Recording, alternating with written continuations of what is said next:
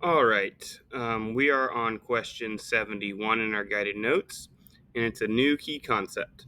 So, this key concept number 6, says a light source can emit more than one type of light. So, like the sun doesn't just emit sunlight, a flashlight doesn't emit just flashlights. Fires don't emit just firelight. Each one of these can emit multiple types of light, and in fact, suns emit all types of light, or all stars, I should say, emit all types of light. So copy this key concept down in your notes. All right, question 72 is our investigation question for this lesson. We just learned that there are different types of light. So our investigation question is just what makes types of light different? Why is ultraviolet like ultraviolet and not like red light? What makes light different? So, we are going to go back to an article that we already read. You don't have to reread it unless you don't know the answers to this. Remember, when we read this Harvesting Sunlight article, we wrote summaries for each paragraph. So, you're supposed to write a summary for paragraph 1, a summary for paragraph 2. That is where you should first go to look for the answers. So we've got 3 questions. If you just know the answer because you remember it from the reading, you can just answer it. If you're not sure of the answer, go look in your summary. And if your summary doesn't have the answer, then you should click on the article link in your notes and go look up the answer specifically. So the 3 questions you're going to be answering for question 73. First of all, do plants absorb all types of light? Yes or no? Second question, what is one type of light that can be useful for photosynthesis?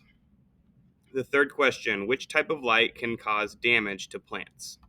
So either just answer these, look in your summaries, or go back to the articles.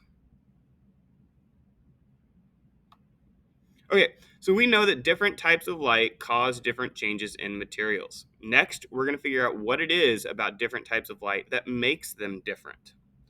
So you are going to use the sim, and we're going to use it in a new way to make custom light waves. You're going to make 2 of the types of light that you read about and compare them side by side. One moment. Interested in doing open gym right now, 2 people can get in for 5 tokens, and that is happening now for the next 15 minutes. Again, 2 I'm on. people for 5 tokens can go to the Ox Gym and have open gym right now for the next 15 minutes. Okay, don't know if you heard that. I was interrupted by an announcement, which is why I just paused. If it didn't come through, that might have seemed weird that I just stopped, but yeah, interrupted by an announcement. So you're going to open the sim. Instead of the sun or the light bulb like you've done so far, you're going to go over to Custom Wave and you're going to click Edit Wave. First, I just want you to explore for a minute or two, messing around with the custom waves. So go ahead and pause, experiment with this, and then I'll give you your actual sim mission. Okay, in the custom waves, you're going to edit wave, and now you're going to adjust the amplitude. That's on the left side by dragging the vertical arrows up and down. What about the light wave changes when you change the amplitude? So as you drag that up and down, what about the light wave changes? Next, go in and adjust the wavelength by dragging the horizontal arrows left and right. What about the light wave changes when you change the wavelength?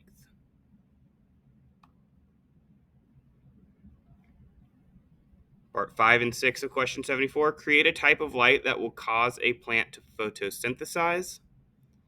And part B, create a type of light that will cause a plant to be damaged.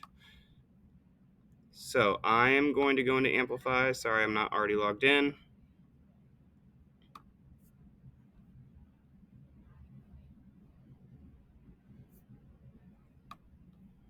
There we go.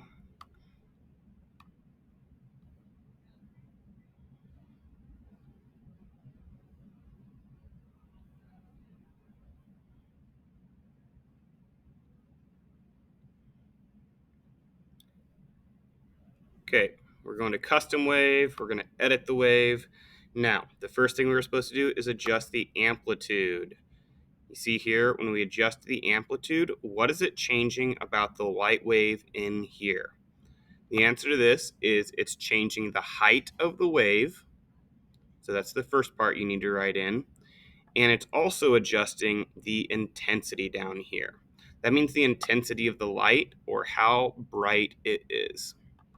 So in your notes here where it says adjust the amplitude by dragging the vertical arrows up and down, what about the light with changes? I want to make sure you have both the height of the wave changes as well as the intensity or brightness of the wave. Make sure you get both of these written down because there's two things that change. All right, the wavelength, part 4. Adjust the wavelength by dragging the horizontal arrows left and right. So here is our wavelength. What is changing about the wave? Two things. One, the distance in between peaks is changing. And then down here, if you look at the type of light, as we drag this, the type of light is changing.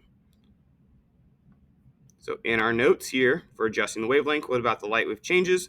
We're going to say the width between the waves changes as well as the type of light.